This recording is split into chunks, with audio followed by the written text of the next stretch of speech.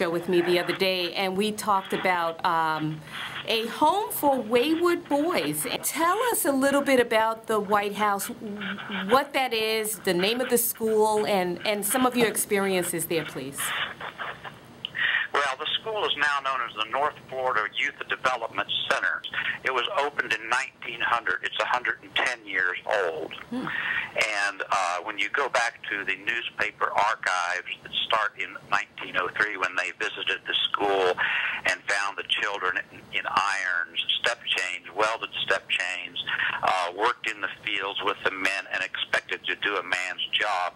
And if they didn't, they were thrown to the ground and beaten brutally with a leather whip. This was flogging. Yes. This was banned by Governor Hardy in 1922 when they whipped Martin Tabbert to death, a young man, which created a great stir in Florida. Marjorie Stoneman Douglas, who won the President's Medal of Honor, she was the what they called the monarch of the Everglades. She wrote the book A River of Grass, and she wrote a ballad about Martin Tabbert and his cruel death, and caused Governor Hardy to ban corporal punishment for all adult prisoners, all this flogging. And but they didn't ban it for children. It was actually allowed, and it went on at this Florida school for boys that I was in 1963. It went on for 45 more years before they stopped it in 1968. They carried out these beatings in a small white building that they called the White House, where you could get very few people got less than 20 to 25 lashes. A very lot was in the 50 to 60, 70 lashes. If you ran, you got 100, and that's probably 30 to 40 minutes of continuous beating. These were lashes were delivered by a full-grown man over his head as hard as he could swing, would push you down into the bed springs of an army cot a foot. They were very brutal. And you would come out of there black and blue and bleeding, and if you got one of those terrible beatings, your skin would split, and it was very bad. What we talked about this during your last radio interview, and what I'd like to talk about is what that does, what punishment like that does to a person. Please do. Please do. Yeah, it. I noticed in my case, it undermines courage and confidence, and it causes a feeling of cowardice. You know, you were small. I was 13, weighed 100 pounds. You know, I cried, I screamed, you know, begged for mercy, and I felt like a coward afterwards in my life, and that sent me into a spiral of doing a lot of foolish things, life-threatening things like swimming out a mile into the ocean by myself, or cliff diving, and motorcycle racing, and just a lot of things. Even playing Russian roulette, you know, with a loaded gun, and it teaches that violence and intimidation is a way to power and control, and I used that in my life. It turns children into bullies later on. That came out in my life when I became involved in the arena of selling merchandise at festivals. We would have bootleggers. These were people that came in with the same merchandise you were selling, and they had paid nobody for the privilege of doing that, and so they would come in and try to, you know, outsell you and pay nobody, and we had to get rid of these people, and we did it back in the 60s and early 70s by just going out and having fist fights with them, you know, and some of those went way over the line, you know, when I think about it. And it just kills spontaneity, and it diminishes the ability to love, and destroys relationships. It does so many things, and I have several letters that I was going through yesterday from mothers mostly that had written about their dads and why they had beaten them and treated them so cruelly, or why they didn't seem to have the ability to show any love. And when they read about this and called their father in to look at this on the TV, their fathers just started crying, you know. And it was such a horrible thing done to children at a young age that 90% of the men that were involved in this, and 300 men came out, 90% of them never told a soul, as I did. Mm-hmm. We found him. He was a journalist and activist and actually had been a boy at Mariana, unbelievably, and received one of those 100-lash beatings. And he got the story to Carol Marvin Miller, and they actually opened up the school for boys and held a ceremony there and put a plaque on the wall and said that, you know, we acknowledge these sufferings of these boys and this will never happen again, and so forth and so on, and planted a tree. Brendan Farrington of the Associated Press was there, and the next day it went nationwide. And then we did a press conference, a series of, and on the last one we got the governor to ask for it to be investigated by the FDLE, which was a mistake that should have been investigated by the Justice Department or the FBI, because the FDLE is the investigative arm of Florida and is not going to find Florida guilty of anything. They basically whitewashed this as much as they possibly could to sweep it under the rug. Right. And that's where it's at the moment. I see. Oh. Well, it can't stay there, that's for sure.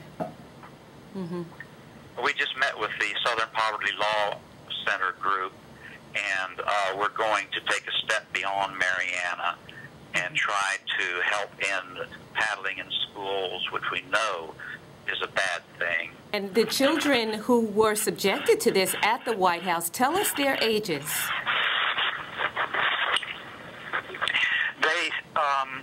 The youngest were probably 8. You had a lot of 7, 8, well, I'm sorry, 8 to 10.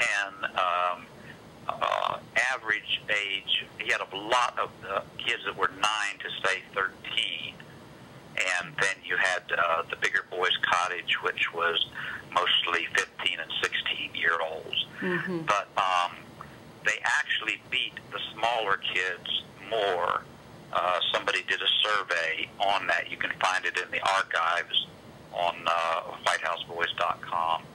And most of the beatings were aimed at the smaller children. The reason were that there was a lot of those 14, 15-year-old boys that were practically grown men. Right, absolutely. And they feared reprisal.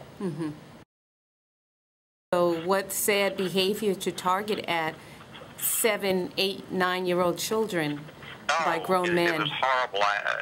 I got a letter from Monica Adams, and her husband on his deathbed gave her this letter and said, I want the world to know about this. And he was 8, and they tied him to a bed and gave him 81 lashes. And that's enough to kill a child at that age. I don't know how he made it. Yes, absolutely. I really don't. Absolutely.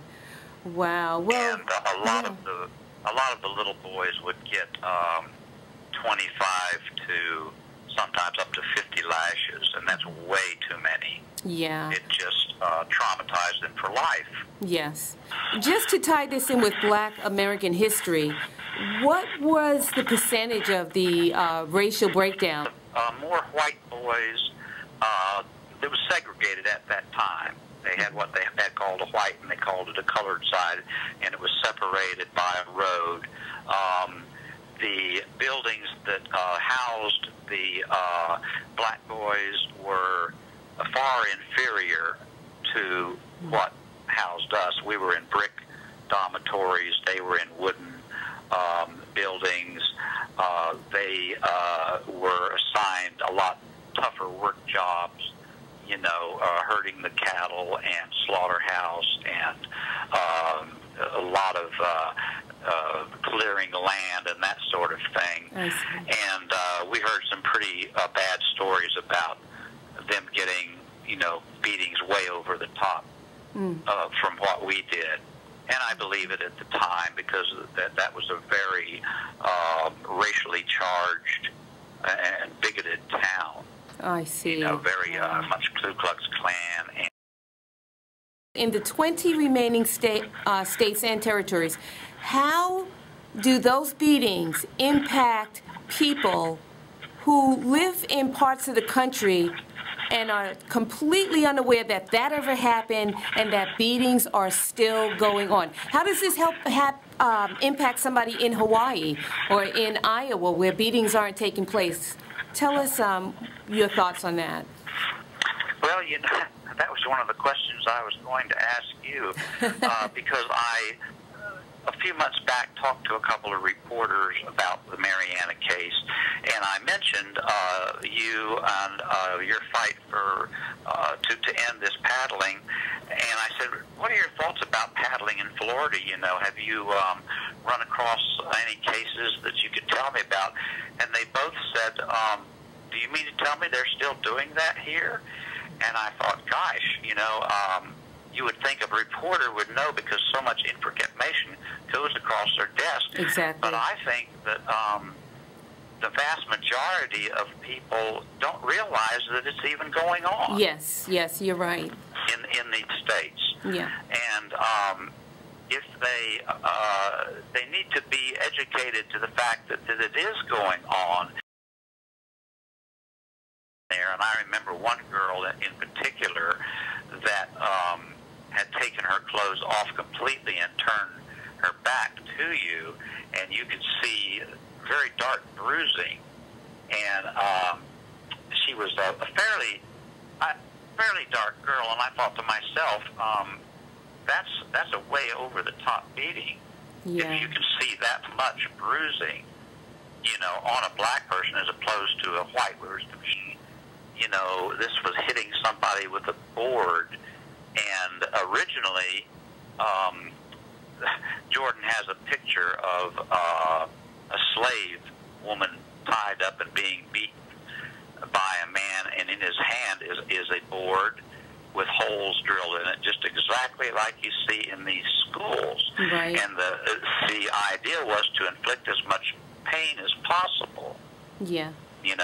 Exactly. And this is what they use on those kids. Yeah. And some of them are 16, 17-year-old girls, and I think that's very inappropriate. It's one thing, absolutely. maybe to spank a kid, that's bad enough, but to spank a kid at that age, then you're getting into almost a sexuality type deal. Exactly. That is very inappropriate. Robert, I'd like to find out, too, you and I were talking the other day about the new governor in Florida. Could you tell us his name and what are his thoughts on children and abuse? Well, his name is Rick Scott. He is an outsider. He is a businessman, a very successful businessman. He spent $70 million of his own money to help get him into office. He's not part of the good old boys clique in Tallahassee that's been running things for 100 years. And he's going at this in a way that I think may work.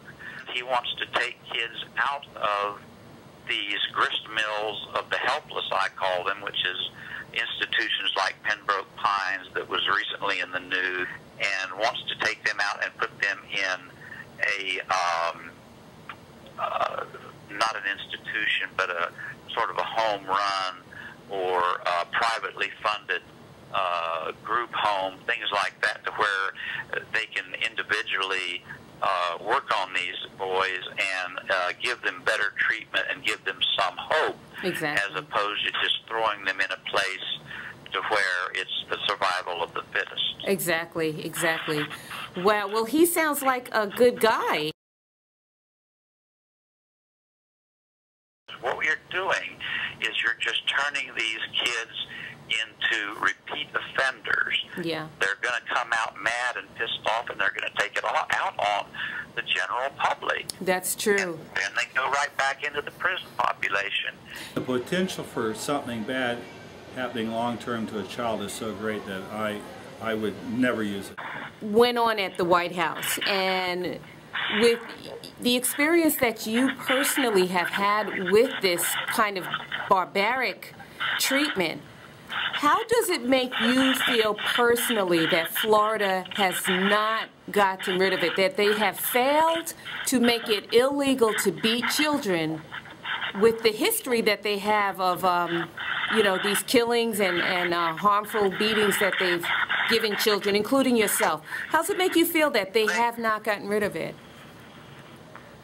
Florida has one of the darkest histories of child abuse in the country. Mariana, as far as I can tell through research, is the worst example of a reform school in the nation. You know, and Florida needs to get out of the dark ages and set an example for these other states. There's a great disproportionate rate of these beatings being given out to black children and Latino children, 90 seconds. Poor children. Mm-hmm. You know, they suffer more from this type of punishment in schools, and that it just needs to stop. It does. It is no psychiatric study that you could come up with is going to say that beating a child is going to make a better student out of them. Every day. I do have those moments where I'm really, really intensely angry. I do have a short temper at some points. I'm working on that. To my students, I may be required to spank my students, and spanking is a term that is used often in their Mississippi schools. Oh my goodness. But if I want to, as a future teacher, learn about how to spank, I have to turn on my turn off my safe search, because this is spanking is adult-oriented content. Thank you. And here in the Mississippi Delta, I understand you're a school teacher? Yes. All right. Now, we've been asking people all day, do they believe in corporal punishment? Do they believe in beating children with a wooden board in their buttocks? Do you believe in that? No, I do not believe it. How do you feel about that? I feel like you need to get to the bottom of the problem. Very, very encouraging. The ones who you think might have the most discipline problems are the ones who actually need you to wrap your arms around them and to love them. This is what I've been taught. This is the way I'm going to teach, and you have to learn to accept the new way of teaching, the new way of compassionate, respectful educational strategies. Legislatures to introduce it, that it might very well pass, and if it did, then the battle cry will be, look what we've done in Florida to end this long history of abuse in the criminal and DJJ system. If we can do it, the rest of the states can do it as well. Very good. Well, get this out of the dark ages and into the light, and help these kids have better lives. You got it. This happens every 20 seconds across the nation. It's contrary to more than 60 years of scientific conclusive evidence that says it's harmful in every way. I want to thank you so much for being on the show. Would you join me again in the future? Oh, you bet, Paula. It was a real honor, and it always is, to talk to you. Why, thank you. Governor Perry wrote a 60-page Homeland Security report. And inside of that, you're saying we can't stop this?